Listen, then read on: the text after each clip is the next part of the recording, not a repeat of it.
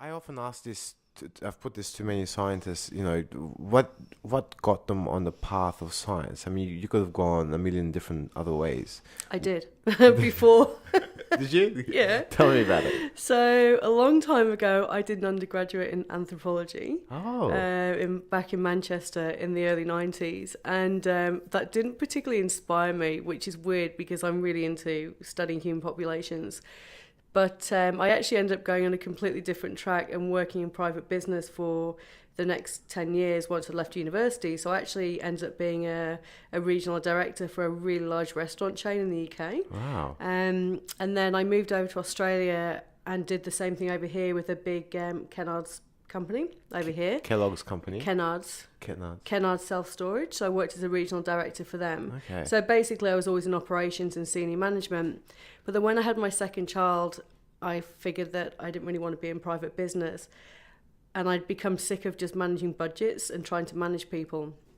So once I'd had Finn, I actually started working part-time for the Department of Planning, doing interviewing for them because, I just needed a part-time job. And that actually led to me getting a research interviewing job at Westmead Hospital, Oh, wow. just based on the experience that I'd had. And that was on a genetic epidemiology project, and that really, got my interest up in actually, maybe instead of lining private businesses' pockets, I'd actually really like to do something to help others. So that project was looking at families who are really high risk of melanoma, looking at their genetic risk and trying to establish links between genetic mutations and the development of melanoma. So from there I actually decided to go and do a Master of Public Health, and then that just somehow I fell into a PhD.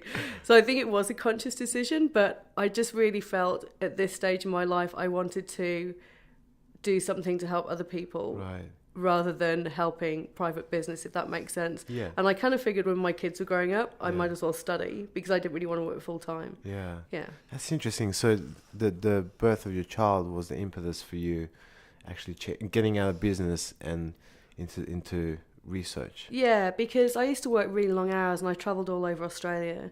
So it wasn't really practicable when I had young children, but also it just made me really consider, I guess, the world a little bit differently, because I don't know whether you have children, but you definitely change your perspective of the world when you have children. And it probably stopped me being so selfish and started thinking about other people, if that makes sense. Yeah. Yeah, I could imagine. I mean, Alex has got 2 kids, Alex, who I do the podcast with. And he's mentioned it before that, when you don't have kids, you can be selfish, you can be self-indulgent, focus on what you need to do in your career and so on and so forth. But as soon as you have kids, it's like your priorities just shift. Completely. All of a sudden, you're no longer in the middle of the universe. It's this child, and you have to do everything to take care of this child. That's right. Yeah. That's right. And that was a really big shift for me because I'd always been really career focused and I'd worked, really long hours and very ambitious.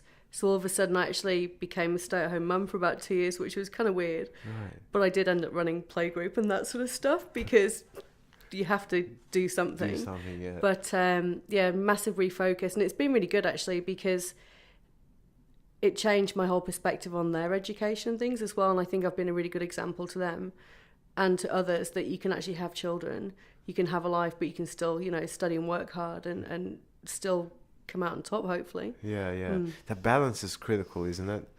It is, and it's pretty hard. You have to work hard, long hours. Like I spend a lot of hours working in the evenings and at weekends, but it's been worth it. Yeah.